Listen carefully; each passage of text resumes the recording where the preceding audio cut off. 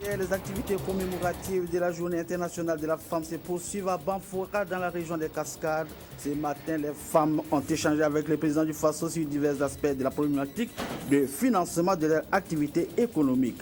Et puis, les premiers responsables de l'UPR, l'Union pour la République, qui ont participé à l'Assemblée constitutive du Front républicain, expliquent les raisons et les enjeux de l'adhésion de leurs partis au FR. Selon eux, cette adhésion vise à consolider la démocratie et la paix au Burkina Faso. Mesdames et messieurs, bonjour et merci de suivre les 13h15 de la télévision du Burkina. Direction l'hémicycle où le président de l'Assemblée nationale a reçu ce matin en audience le député maire de Grenoble en France, Michel Desto, qui va quitter ses fonctions de maire dans quelques jours, a réaffirmé son engagement en sa qualité d'élu national à tout mettre en œuvre pour le développement de la coopération décentralisée et parlementaire au profit de la France et du Burkina. À sa sortie d'audience avec le chef du Parlement burkinabé, l'élu français s'explique au micro de Anna-Lucie Kéré. Dans une quinzaine de jours, j'abandonnerai les responsabilités de maire de Grenoble. Une nouvelle équipe prendra le relais. Et je tenais à dire que ce n'était pas un abandon, bien entendu, des relations que nous aurons avec Ouagadougou. Et mes fonctions de député font que je me suis engagé au sein du groupe d'amitié France-Burkinabé de l'Assemblée nationale. Et puis les débats parlementaires, bien entendu, nous avons des échanges sur... Par exemple, la décentralisation, nous avons parlé de mobilité, de déplacement. Nous aurions pu parler évidemment d'économie, de santé ou de solidarité. Et il faut faire passer le message que, en tout cas, je serai toujours ici présent à Ouaga, au Burkina Faso, pour faire avancer justement cette coopération. Nous avons signé ce matin une convention qui nous engage et qui est un pas supplémentaire dans le développement de cette coopération. Sur le plan parlementaire, c'est la même chose. On va se nourrir les uns les autres de cette expérience. La loi, dans un pays, elle est faite aussi pour favoriser son développement. Parmi les formations politiques qui composent le FR, le Front républicain, figure l'UPR, l'Union pour la République. Ce matin, les premiers responsables ont réuni les membres du secrétariat exécutif pour leur expliquer les raisons et les enjeux de l'adhésion du parti au Front républicain. Selon eux, il s'agit d'apporter une contribution à la consolidation de la démocratie et de la paix au Burkina. Compte rendu, Moumouni Soubega. Parmi la quarantaine des partis politiques qui constituent le Front républicain figure l'UPR, l'Union pour la République. Et selon Maître Toussaint Abel Koulibaly, un seul motif à militer pour l'adhésion de son parti, la défense de l'intérêt national. La paix sociale, la démocratie et faire en sorte que le dialogue ne soit pas rompu entre ceux qui sont de l'opposition et ceux qui sont de la majorité, quels que soient les sujets de divergence. Nous avons vu très tôt que ce qui nous réunit et ce dont personne ne peut se prévaloir seul, c'est la République. Selon Ousseini Tamboura, le commissaire de l'UPR qui a participé aux travaux constitutifs du Front républicain, c'est un regroupement de partis politiques de tous les bords, dont la finalité c'est le renforcement de la démocratie et les institutions. Dans ce regroupement de partis politiques, les partis membres gardent leur liberté d'expression et liberté d'action. Nous avons également apprécié donc, au cours de cette session d'information la situation sociopolitique et que les Burkinabés sont plutôt préoccupés par des questions très précises sur la question de l'article 37, sur la question de la mise en place du Sénat, naturellement sur la question de la condition de vie même des populations. Devant les membres du secrétariat exécutif national de l'UPR, un exposé a été fait sur la genèse, l'organisation et les enjeux du Front républicain qui se veut une force de proposition, un outil de partenariat politique et de collaboration pour la défense de la République, dira Ousseini Tamboura. La réunion des présidents des instances membres de la plateforme des régulateurs des pays de l'espace UEMOA et de la Guinée s'est achevée hier à Ouagadougou sur une note de satisfaction. La rencontre avait pour but d'adopter les statuts et les règlements intérieurs de la plateforme qui a été créée en 2013 à Niamey au Niger. En rappel, la plateforme des régulateurs de l'audiovisuel des pays membres de l'UEMOA et de la Guinée a pour objectif principal la mutualisation des efforts de ses membres membres en vue d'une meilleure régulation de l'espace médiatique au sein de leurs États respectifs.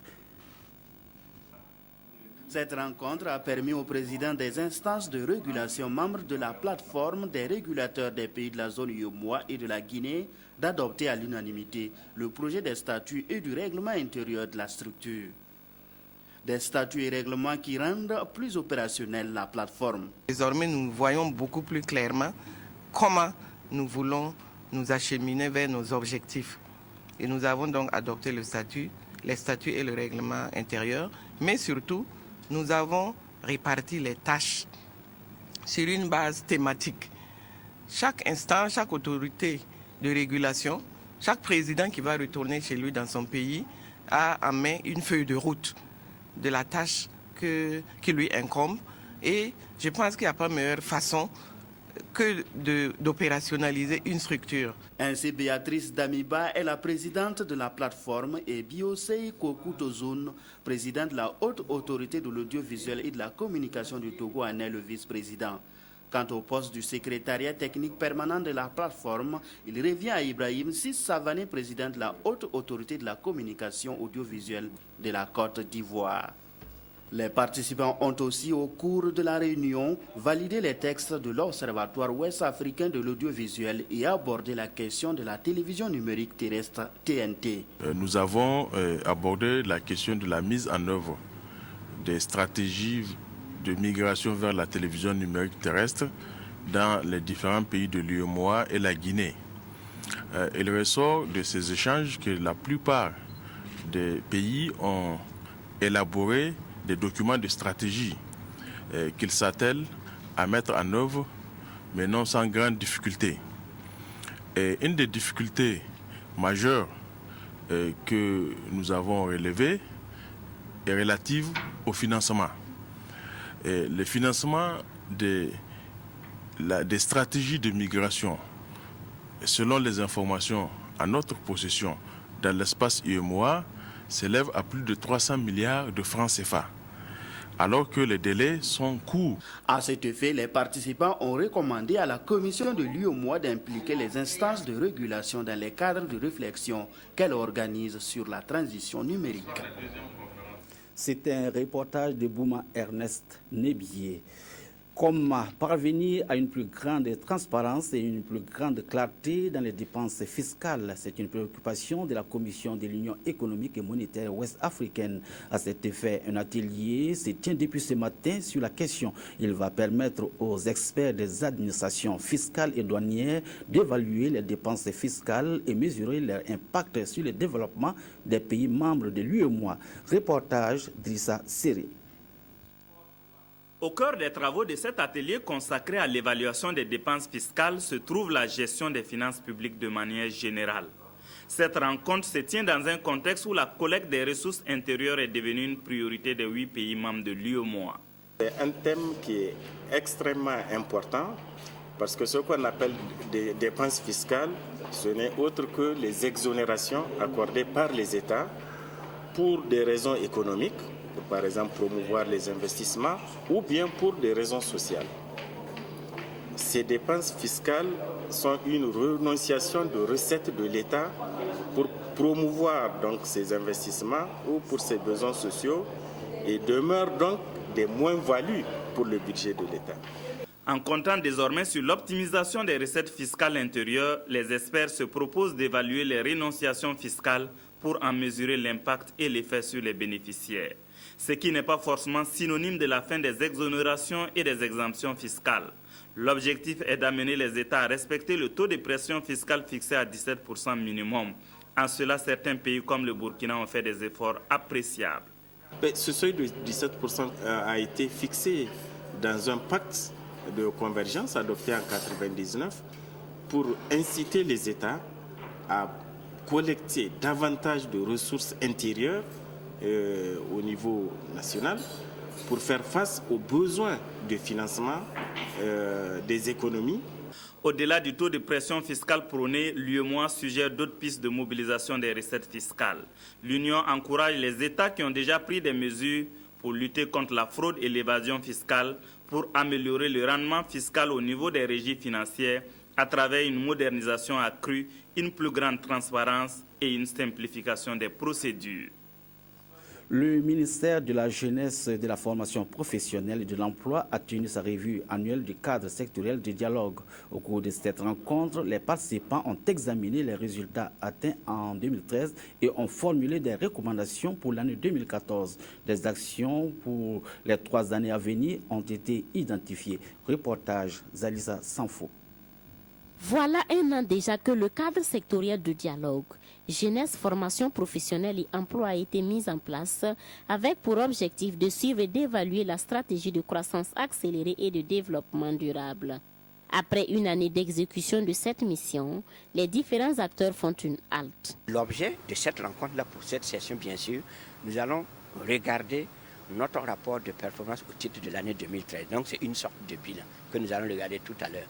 Mais en termes de perspective, nous allons aussi regarder, bien sûr, la matrice des actions et des mesures et surtout la matrice des indicateurs de performance pour la période 2014-2017. Pour Baska Émile Diala, même si tous les indicateurs de performance ne sont pas au vert, il y a de quoi être fier. Ce programme aura permis de prendre en compte les préoccupations de la jeunesse à plus de 50%.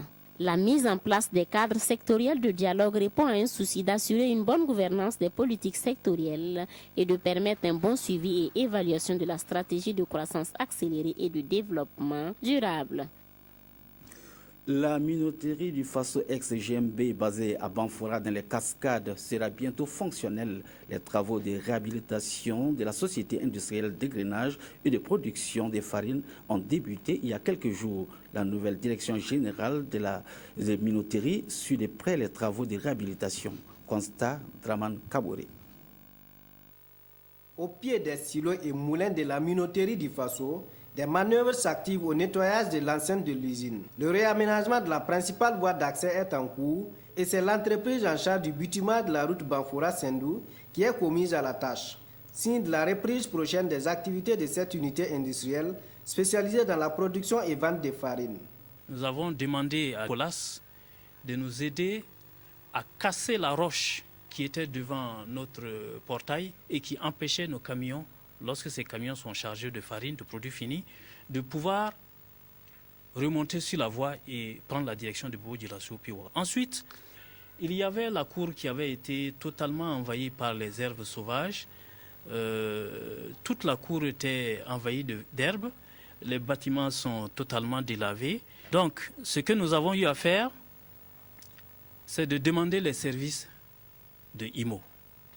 Près de 200 personnes des équipes du projet IMO de la commune de Banfora ont été mobilisées pour le nettoyage et le sarclage du site. Et l'un des superviseurs rassure quant à la bonne marche des travaux. Nous avons des chefs d'équipe. Les chefs d'équipe sont chargés de la discipline au niveau de chaque groupe. Avec ces chefs d'équipe, on arrive à coordonner le boulot. Selon le directeur général, dans les prochains jours, une équipe viendra de la France pour un audit de l'usine en vue d'élaborer un plan de redémarrage. Les ingénieurs que je dois rencontrer le 18 mars 2014 pour qu'on puisse discuter du calendrier précis de déploiement. La minoterie du Faso renaît donc des cendres de la SNGMB et son nouveau directeur général Ignace Traoré s'est dit confiant quant à son redémarrage d'ici quelques mois. Le ministre de l'économie et des finances a procédé à la remise symbolique des kits minimum aux directions générales des études et des statistiques sectorielles. Ces kits sont composés de matériel roulant et d'ordinateurs. Objectif, permettre aux directions générales des études d'accomplir leur mission de façon satisfaisante. Reportage Nathalie Sawadogo Nabaloum. Du matériel pour les directions générales des études et des statistiques sectorielles. Un geste du gouvernement qui vient résoudre un tant soit peu le déficit de matériel constaté dans les structures. 24 véhicules, 30 ordinateurs de bureau et 30 ordinateurs portables d'un montant global de plus de 497 millions de francs CFA, c'est le lot de matériel qui sera distribué à ces structures chargées de la conception et de l'appropriation des stratégies et politiques de développement. Une fonction importante qui n'est pas souvent connue, c'est la fonction étude et planification. Et dans chaque département ministériel, nous avons effectivement cette fonction-là qui doit permettre à chaque ministère de concevoir et de mettre en œuvre sa politique sectorielle, c'est-à-dire sa contribution à la réalisation de ce que nous avons comme ambition de développement. Nous avons la SCAD qui est le référentiel global. Maintenant, chaque ministère doit décliner la SCAD en politique sectorielle. Une mission stratégique dans un contexte de gestion axée sur les résultats. La volonté du gouvernement est affichée. Faciliter la production des outils d'aide à la prise de décision, mais surtout valoriser la fonction études et planification au sein des départements ministériels. On s'est rendu compte que dans la pratique, ces directions n'étaient pas suffisamment valorisées. Et voilà pourquoi depuis quelques années, nous avons entrepris de prendre les dispositions pour pouvoir les accompagner. D'abord en revoyant leur statut. Avant, c'était des simples directions centrales. Aujourd'hui, ce sont des directions générales. Également, nous avons prévu de les former pour les donner les outils nécessaires pour faire le travail. Et aujourd'hui, ce que nous avons fait, on veut les accompagner en termes de matériel. Parce que quand on regarde, ce sont des gens qui doivent aller sur le terrain, ils ont besoin de véhicules, mais aussi des gens qui travaillent beaucoup avec l'ordinateur. D'autres actions sont en cours, notamment la mise à la disposition des directions générales des études et des statistiques sectorielles de bureaux d'études. Objectif, accompagner les départements ministériels dans l'identification et la formulation des projets et programmes dont la mise en œuvre va contribuer à booster la croissance conformément aux objectifs de la SCAD. La 9e édition des Journées du maraîcher du Sahel s'est ouverte le 28 février dernier à Dori. Initiée par l'Union fraternelle des croyants de Dori, ces journées visent à valoriser et à donner de la visibilité à la maraîchiculture dans le Sahel. L'événement sert aussi de cadre d'échange pour exposer les préoccupations des producteurs. Reportage Bernard Diasso. Le maraîchage, une autre alternative pour l'amélioration du pouvoir économique des femmes au Sahel. C'est le thème de cette 9e édition des Journées du maraîcher, initiée par l'Union fraternelle des croyants UFC de Dori. Pour mieux valoriser les sites maraîchers que nous encadrons, il va falloir trouver des opportunités d'écoulement de ces produits maraîchers. Et pour trouver ces opportunités d'écoulement, nous avons trouvé l'initiative de créer des journées du maraîcher du Sahel qui sont une foire maraîchère. Au menu de cette foire, une exposition vente des produits maraîchers dont la coupure du ruban a été faite par le représentant du gouverneur de la région du Sahel, un cadre de concertation des producteurs et un concours du meilleur groupement maraîcher. Sur l'aire de la foire, des acquis sont appréciables. Le maraîchage est très important au niveau de notre région parce qu'il vient compenser la période morte. C'est les activités de la période morte et en tout cas ça rapporte pour les producteurs. Remercions l'IFC parce qu'il nous a aidés de vendre nos marchandises et nous gagnons plus d'argent qu'au village. Ici on vend tout et nous recevons beaucoup d'argent ici. Ces journées se veulent être un accompagnement des producteurs pour une plus grande valorisation des aménagements qui permettent des cultures d'appoint afin d'améliorer la sécurité alimentaire dans le Sahel. Le mercredi 5 mars 2014 était pour les catholiques le mercredi des cendres, célébré le lendemain du Mardi Gras. C'est un jour de pénitence qui marque le début des 40 jours de carême. Des célébrations eucharistiques ont été organisées dans les différentes églises au cours desquelles les fidèles ont bénéficié de l'imposition des cendres. À la cathédrale Notre-Dame de l'Immaculée Conception de Ouagadougou, les chrétiens sont venus nombreux prendre part à la célébration. Témoignage, Sylvestre Da. À la cathédrale de Ouagadougou, tout comme dans toutes les églises catholiques de par le monde, le mercredi des cendres, premier jour de carême, est marqué par une célébration eucharistique. Messe au cours de laquelle le prêtre, après la proclamation de l'évangile et de l'homélie, trace une croix sur le front de chaque fidèle avec de la cendre obtenue en brûlant les rameaux bénis l'année précédente. La cendre, c'est le signe de la pénitence. On met la cendre pour montrer qu'on est en deuil, pour montrer qu'on a péché et qu'on demande pardon à Dieu.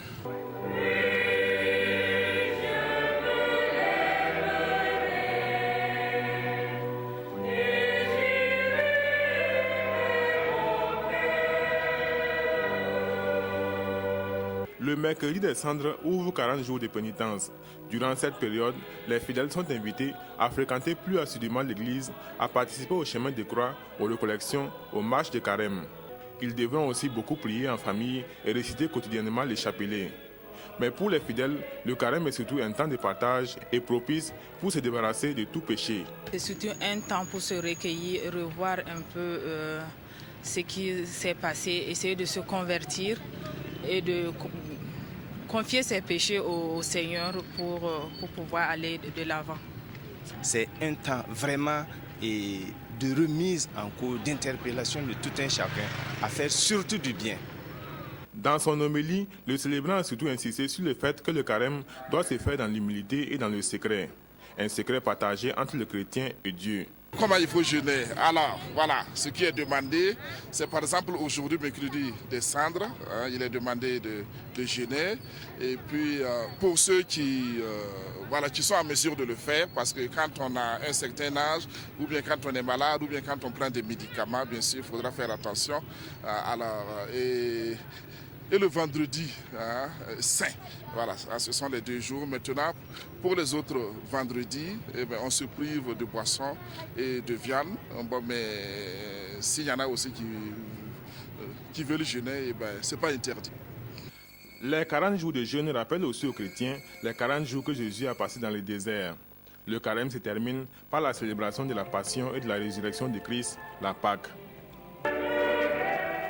C'est tout. Messieurs, merci de votre fidélité, mais sachez qu'à l'issue de ce journal, nous vous proposerons une édition spéciale sur les activités commémoratives du 8 mars à Banfara dans les Cascades. Bonne suite de programmes sur la RTB.